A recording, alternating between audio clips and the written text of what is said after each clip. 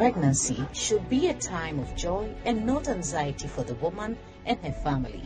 Do you want to learn more about pregnancy or have questions about fertility and reproductive health?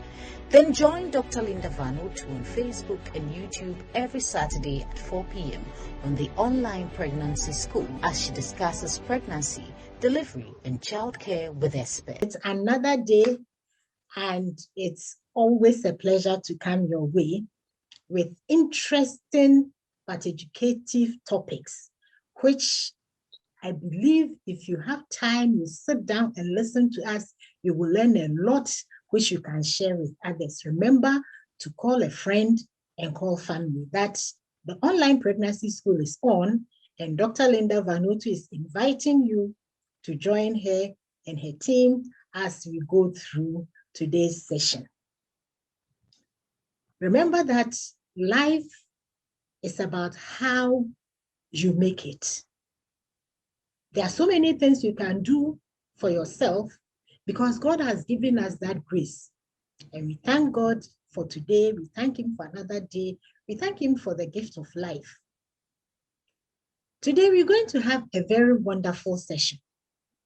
And we are going to talk about things that people say, things that people have heard, whether they are true or not true. We don't know, but by the time we finish with our conversation today, you would have learned a lot. Remember that this program is proudly sponsored by Vanuatu International, Reverse Tap, Samzara Ventures, Erama Clinic, and of course, Promise Ghana. My name is Dr. Linda Vanuatu, and it is always a pleasure to come your way. Today, dear viewers, I'm going to have a wonderful conversation. We are going to talk about food and things that we eat and probably drink. And I'm going to do this with a colleague. Her name is Dr. Freda Intiful. Dr. Intiful will introduce herself to us, and then I will tell you our topic for today. Doc, you are most welcome. Thank you. And how are you? I'm doing great by the grace of God. We thank God. Yeah. Thank you so much for joining me today. Please introduce yourself to our viewers. So it's a pleasure to have me here, and I'm grateful. As you already mentioned, my name is Freda Intiful, and I'm a lecturer with the University of Ghana, Department of Dietetics, which is at the College of Health Sciences, under the School of Biomedical and Allied Health Sciences. So basically that's where I work and I teach dietetics. So things that has to do with nutrition, how our food affects our health. So that is basically what I do. My interest also is mainly with maternal and child nutrition. That's my research area. So I deal mostly with pregnant women, lactating women, and children and adolescents who are growing. So I guess that's what I do basically. Wow, I'm glad you explained dietetics because I was going to ask you to explain that. So I'm happy you did that. That is very good. So ladies and gentlemen, you see that she is poised for today's discussion. Today, we're going to talk about some of the myths, some of the beliefs, some of the practices related to food during pregnancy. That is what we're going to talk about today. And it's very important. By the time we finish with our conversation, I'm sure you will know why. Because a lot of pregnant women have heard so many stories as to what they can eat and what they cannot eat. So today I am excited that I have Freda joining us for our discussion today. So Doc, what are food beliefs and taboos? All right. So when we talk about food beliefs and taboos, usually they are ideas or misconceptions or myths or various things that regards the food we eat. So people have certain ideas, they may have misconceptions about what we eat. So it basically surrounds what we eat or drink and how it is prepared or how it should be eaten. And it can come as a result of many factors. And I believe that as we go on, we can discuss some of these things. Okay, thank you. But why do people have such beliefs and misconceptions? What are some of the reasons for having such beliefs and taboos and the rest? Well, the reasons could be several. There are several reasons for some of these taboos or some of these beliefs. And we can relate them to, sometimes it's as a result of where we are coming from in terms of our traditions, okay, our ethnicity, and the things that surround our well-being as a people. And sometimes it has to do with our culture. So our traditions are related to our culture. And then sometimes it also has to do with our religious beliefs. So certain things that we believe in, certain religions approve of certain things. Sometimes they prohibit certain things. So it could be as a result of some of these things. And then there are other times too, they could be as a result of maybe our health beliefs or perceptions of the things that when we eat could affect our health. And by the way we talk about some of these things, then it becomes like a taboo or a belief that we seem to work with, basically. That is very important. So it means that wherever we live, where we grow up, and then what we believe in can affect how we see one food or the other. What about the food that we were given when we were children? Will that also affect that? For example, if in my home, my mother never gave me a particular food, can that lead to a taboo for me? Yes, it can. It may not necessarily be a taboo, but you may be restricted because your taste buds are not used to, not particularly used to that kind of food. It may not necessarily be that it is a taboo for you, but because you were not brought up with, you just do not like that food. But some people are adventurous, they get to try new things, even though they may not have been introduced to it whilst they were young. So they get to try new things and then they are used to them. But then others too, because of the upbringing, they keep to some of those things.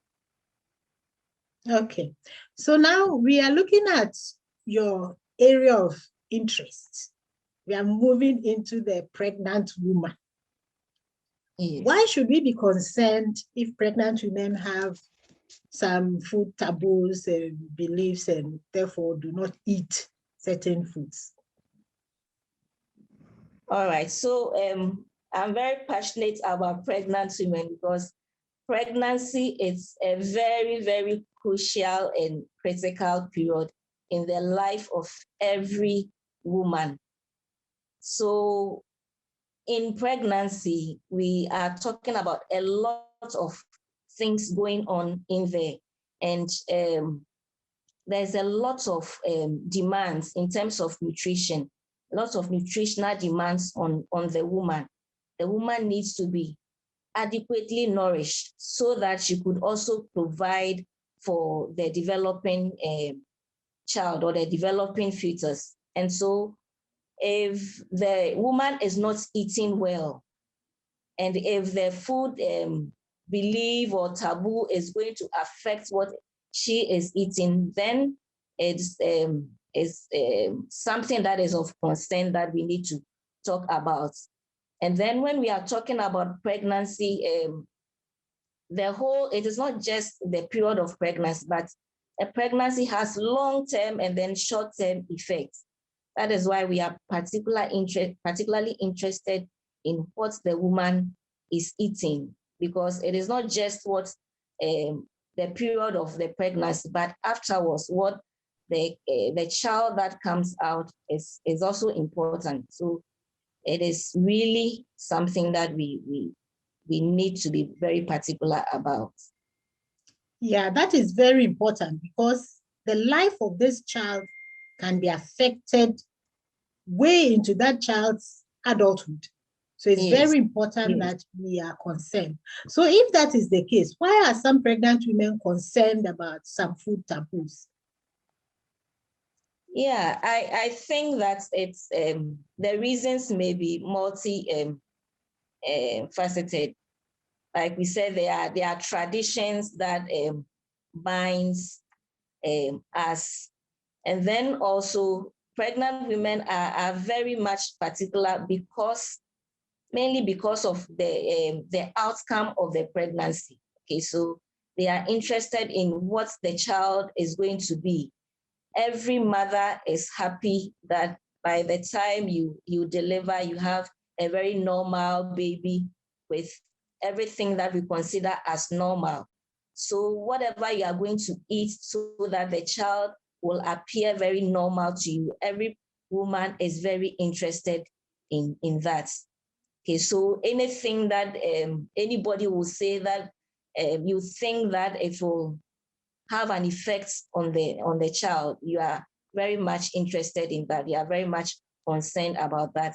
And then also for you, the pregnant woman as well, if what you are hearing is also going to impact upon your life, then you're also interested in that one as well. So I guess that's why pregnant women are very particular about some of these things. Wow. Thank you very much, Doc. Ladies and gentlemen, if you have just joined us, this is the online pregnancy school. My name is Dr. Linda Vanuatu. Today, my guest is Dr. Freda Intiful. She's talking to us about nutrition, dietetics, everything to do with food. And we are focusing more on the pregnant woman because of the effect of the food that she eats on herself and on the child, and even in the future of this child or the children who are born. Let's go for this short break.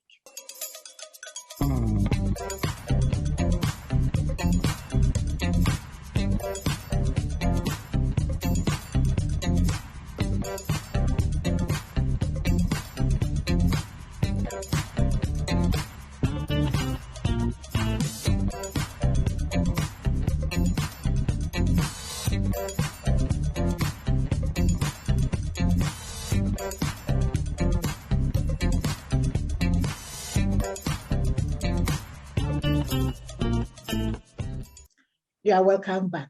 Please, if you have not yet subscribed to my YouTube channel, just go ahead and hit that subscribe button, Dr. Linda Vanuatu. And on Facebook, like my page and follow me on the Pregnancy School. If you have any comment or any question, just drop me a message and I'll be happy to answer that for you. If you want to know what we are talking about today, it is about the pregnant woman once again. You see, we want pregnancy to be a time of joy and not anxiety or fear. And that is why we look at every aspect of pregnancy. You remember that we have spoken about nutrition before, but today we are looking at a different angle altogether.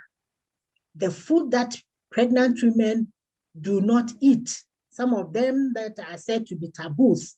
We want to understand why and what are the effects of having those foods as taboos on the pregnant woman and the child. Freda, there are so many taboos. Now I would like to know some of them. And then why are they believed to be taboos? For example, one of the best ones that people always refer to is the egg. Mm-hmm. Some say that if you eat an egg whilst you are pregnant, your child will become a thief in future. Yeah. Other people in other countries believe that when you eat the egg, your child will be bald because there is no hair on the egg. So somebody will stay away from egg because of this. But what are some of the taboos, and what are the effects of this on the pregnant woman, the pregnancy, and the child? Okay, so there are various taboos and sometimes or various beliefs as well. Sometimes and it's dependent on the area or the culture or the people you are dealing with. So maybe in some parts of the country or in some parts of the world, you find one particular thing as a taboo. But when you go to another place, it is accepted. It is not prohibited. So there are many that we can talk about. And one is what you shared about the egg. What I knew about the egg was the fact that when you take when a pregnant woman takes the egg, the child will grow up to be a thief. But today I'm hearing for the first time that if the pregnant woman takes the egg, the child will be born. But there are others, for instance, others say that in some other places, they will restrict or prohibit pregnant women from taking meat because they believe that when the pregnant woman takes the meat, the child will be too big. And so the pregnant woman cannot deliver the child. She cannot push. I've also heard about people talking about some fruits, for instance, mango, for instance. Some people say that when the pregnant woman takes mango, the child, when she gives birth, the child will be all yellow. And the child will develop a fever and will be all yellow, so she shouldn't take a mango. I've also heard, I remember one time a friend of mine was pregnant and she was buying roasted plantain by the roadside. And then somebody told her that, no, you cannot be eating roasted plantain because you are pregnant. And that was the first time she had heard that. So she asked why. And in fact, later on, she came to ask why. And then from the interactions, one of the reasons we found was that they said that if you're a pregnant woman and you eat ripe plantain, you cannot push. When they ask you to push, you won't feel like pushing because in the Akam palace, I don't know how to say it in English, but they say that so you can't push. I don't know how we can translate you that. Feel so relaxed. Yeah. You feel so relaxed that you wouldn't feel like pushing. I've also heard about others with regards to snails, that if you take a pregnant woman takes snails, the child, she will give birth to a child who is drooling, and some others also say that the child will be very dull and slow. So pregnant women should not take that. Others, it also has to do with okra. Others also say that pregnant women should not take okra. When they take okra, the child will be salivating and a whole lot of issues. I've also heard about the fact that when pregnant women take things like oranges, the baby will develop ulcer. So she shouldn't take oranges. And then another one also was that if a pregnant woman takes chicken, the baby will not sleep. The baby will just be gallivanting all over the place. When the baby grows up, the baby will just, you can't tame the baby, just like fowls walk all over the place, the baby will just be walking all over the place. So there are various beliefs and taboos and so forth. I think that we can't list all of them, but we know that there are quite a number around. Doc, let me add one to yours. Okay. Yeah, I read that in a particular country, a pregnant woman is not supposed to eat fish that has long teeth, because when she does that, then that fish's tooth would cut the umbilical cord. Wow. So you can imagine the lack of understanding of the anatomy of the... Another one too that I heard with regard to fish, where they say that, when a pregnant woman takes fish, the child, when she gives birth to the child will have a scaly skin. So the skin will be peeling off, or there will be scales on the skin. So there's so many of these beliefs and then taboos and things like that. But are any of these true? For instance, for the ones that we have listed this evening, we can say that none of them is really true, going by the scientific value of all of these foods that we've talked about. Some all of these things are not scientifically true, that if a pregnant woman takes mango, the child will be yellow. We all know when the child is yellow, what it means. It is not as a result of the mango. So I think that some of these things come up as a result of lack of education,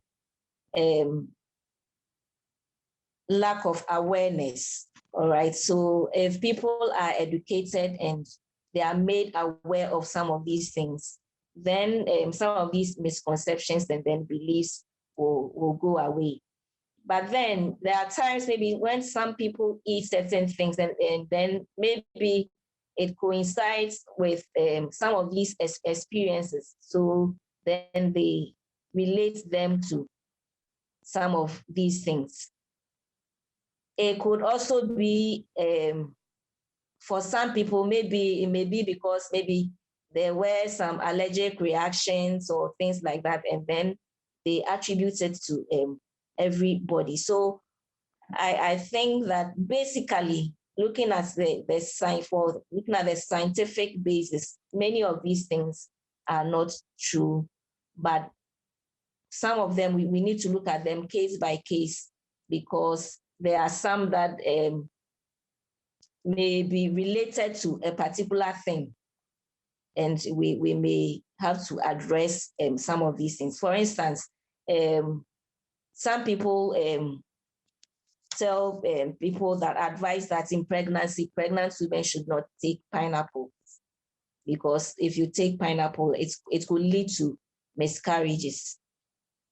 There is some level of truth in that, in the sense that there's a protein or enzyme in pineapple that is known to, in high quantities, can lead to miscarriages. But the level in the pineapple is not that much for it to cause a miscarriage. You see, so if you need to take about, let's say, about 8 or so pineapples to be able to have that effect. But when we are taking the ordinarily, when we are taking pineapples, it's just a sliced piece, and that will not result in that. So for some of the beliefs and the taboos, I don't know how to put it, but sometimes, because there's a little bit of truth in there, people ride on those things, and then they begin to propagate other messages. But I would say that in pregnancy, you can take pineapples, because the amount that you are going to take is not that so significant, such that it will have an impact on the pregnancy. Wow. Ladies and gentlemen, if you have just joined us, this is the online pregnancy school, and we are talking about taboos, food, beliefs, and taboos during pregnancy. And it is a cause of concern because some people have heard a lot of things. We have given examples. The mango, for example, if a child becomes yellow, it is not because the mother ate mangoes, but this child is developing what we call jaundice. We'll be talking about jaundice in the newborn as we go along. But then I believe that in the past, some people saw certain patterns, or as you rightly said, Freda, they may have reacted to one thing at a time, or maybe they saw that one or two or three, or some pregnant women had some challenges when they ate certain foods. And that is why they put this together and say that, no, don't eat this when you are pregnant. But we'll be talking about the effects, because every food item has its benefit. So it's important that we understand. So if you are pregnant and you are listening to us, please, if you have any uncertainty about whether to eat something or not to eat something, please do not stay at home. Let's go for this short break.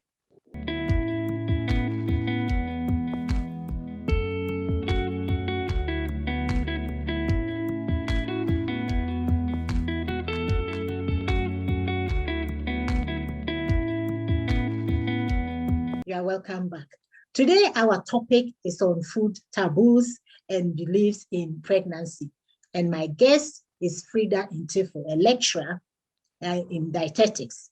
And her area of interest is dietetics and nutrition in pregnant women, children, adolescents, in fact, the whole family. So she's the right person to have this conversation with us. I hope you are learning some things. And if you have any of the taboos that you know, please just send me a message. You can send me a WhatsApp message on +233 59 242 0625. Send me that message. Let me know some of the beliefs that you have also heard. And if you know the reason why, please add that reason.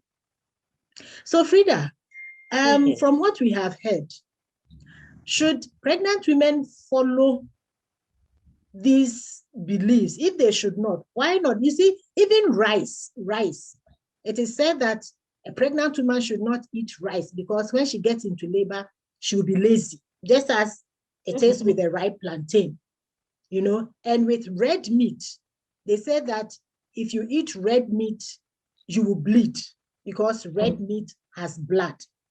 So when you take the carbohydrates, when you take the proteins, you still have these beliefs. So what should they do? Should they follow some of these? What should they do? I think that first of all, we must understand that pregnancy is a very crucial period, and our diet is very crucial. Whatever we take in is very crucial. And another thing too is that pregnant women are under a lot of pressure, especially in our culture. When you are pregnant, even when you are walking in town and somebody you don't even know, when he or she sees you doing something that the person feels that will affect your pregnancy, the person will, alert you. Okay, so everybody's eyes are on you as a pregnant woman. So it puts a lot of pressure on pregnant women as to whether to eat something or not. Sometimes they may, ordinarily want to eat some of these things, but then the culture, the tradition, your mother is there, your mother-in-law is there, your husband is there, everybody is there. And so it becomes difficult, for you. And so this kind of education goes to everybody in the family, everybody who supports the pregnant woman. All of us need to come together and understand that pregnancy is a very crucial period in the life of the woman, and the woman needs everybody's support. And everybody's support means that even what she eats, it should be the concern of everybody. It should concern everybody. Okay, so back to the question as to whether she should adhere to all of these things. Like I'm saying, because of the pressure, sometimes if you are not careful, you step on toes. And so, first of all, if she's not sure about some of these things, like we said, or you said in the beginning, it's important that you ask from your healthcare provider or your doctor or your dietitian or your nutritionist, particularly if you are not sure about one thing or the other. And then I think that we are doing the right thing by also educating ourselves. So some of the things that we are talking about, particularly the things that we have mentioned here, if you are not allergic to any of them, then I don't think there is any cause for alarm. But if there are things that we have not mentioned and you are not too sure about some of them, you would need to consult. And then for some, it is not that easy for you to say that you are not going to do it, because some are enshrined in religious beliefs. Okay. For instance, if you are in a religion that is practicing vegetarianism, then automatically, if you are a strict vegetarian, then you are not eating the protein foods, you are not eating meat, you are not taking the fish, and that has it has an effect on, or is going to have an effect on you in terms of your proteins, and particularly some of the important minerals like iron. And we can't talk about pregnancy and leave out iron. Some of these things are very, very crucial. So if you are not too sure and then you can't easily decide on what to eat, it's important that you see your dietitian or your nutritionist, so that if there are other alternatives that can be provided, so that you go in for the other alternatives. Because sometimes we are not too sure about what the alternatives are. And if we just leave it like that, it is dangerous. It will affect us. It will also affect the children. So the basic thing that I would say is that I can't bluntly say that adhere to them or not, because for some, the consequences are not just not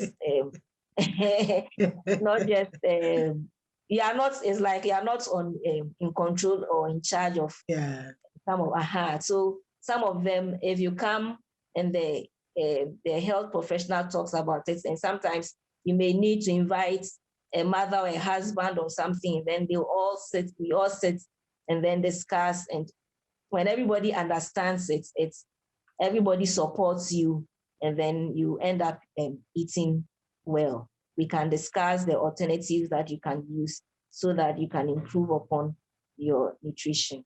Wow. That is very important. It goes beyond just the woman, Yes. She may want to do something, but based on the reason why it is a taboo for them, she may not be able to take the decision on her own. There are so many things that are useful for the pregnant woman, but because of beliefs, because of what people say, because of what they have grown up to see, some of them are not able to, on their own, decide that I'm going to do A or B. One of the other things that pregnant women are encouraged not to eat is granite paste, Mm-hmm. because it's believed that when you eat too much of it, then you give birth to this child, the child will have this whitish substance around the whole body. But ladies and gentlemen, this whitish substance is very key. When this child is in the mother's womb, it helps to protect the child. So it is very important, you know. And one other thing that Freda said is that some of the women on their own refuse to eat certain things because they don't want the babies to grow big. And because they think that a woman should be able to bear the child herself, push herself. If the baby is too big, you might be taken to theater. And that means that you are not a woman. So you see that there are so many reasons why people eat one food or they do not eat the other one. Let's go for this short break. And when we come back, we'll be talking about how the pregnant woman should eat if there are all these taboos. And one other thing that pregnant women like eating is the clay. They like that one. So maybe when we come back, Freda will say a little bit about that, and then we will look at how the pregnant woman should eat. Let's go for the short break.